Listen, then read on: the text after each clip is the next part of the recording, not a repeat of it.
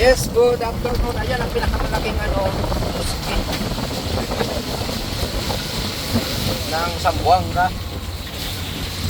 Good afternoon to all of you mga guys at suki ng ng Brightener.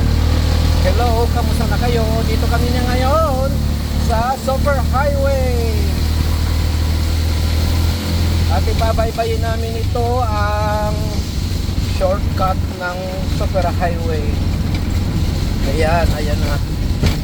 So, maulan dito ngayon sa Zamboanga dahil may tropical zone.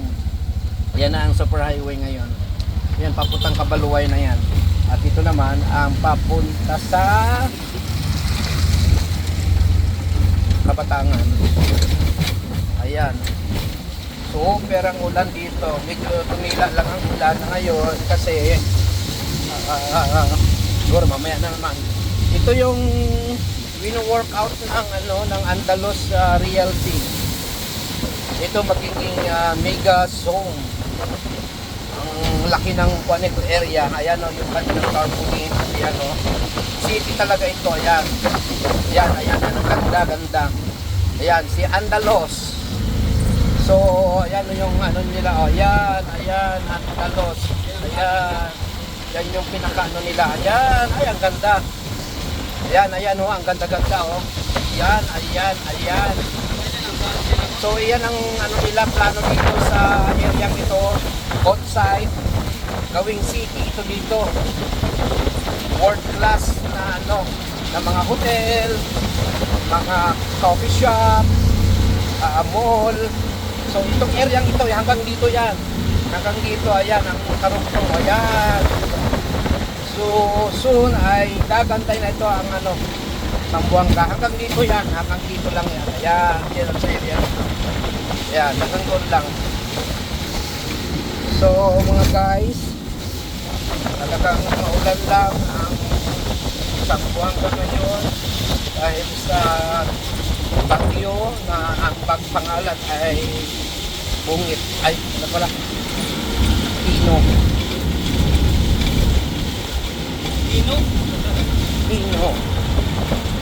Ayan yung mga tinanggal na mga mga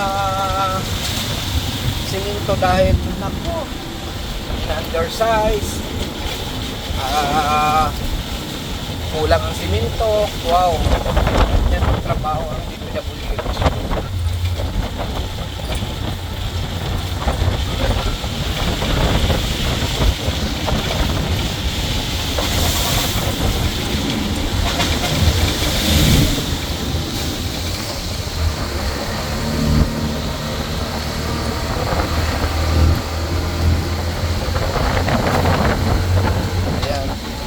Yan yung mga gamit for construction.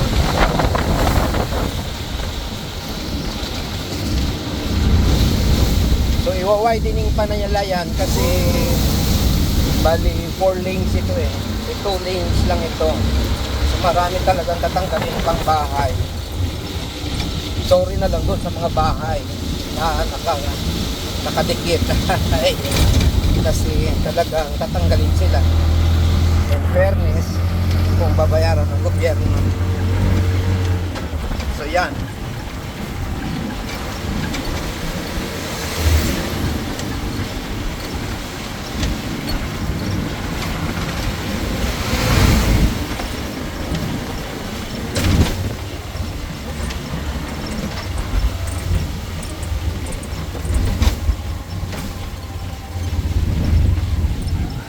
Ayan yung yung malunggay na pandesal.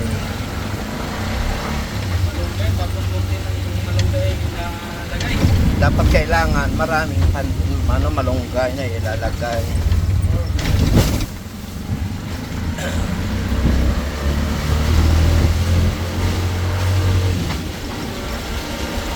So, malamig talaga dito kapag dumaan ka sa area ito. Kasi nga ay may bagyo at sa ngayon ay masarap umikop ng sabaw kasi malamig talaga. ito yung ano, yung pinaka hillside nila na ano, na cemetery private. Ayan. Ayan sila. Hillside. Ayan, hillside. Hillside, baka naman. Ayan siya, oh.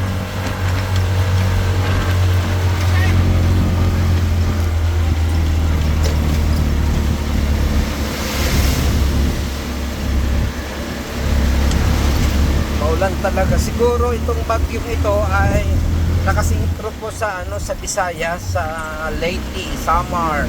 Ayun, sa lugar ni ano, Tambaluslos. Sobra na kasing ano, klase ng kanilang ginagawa sa gobyerno.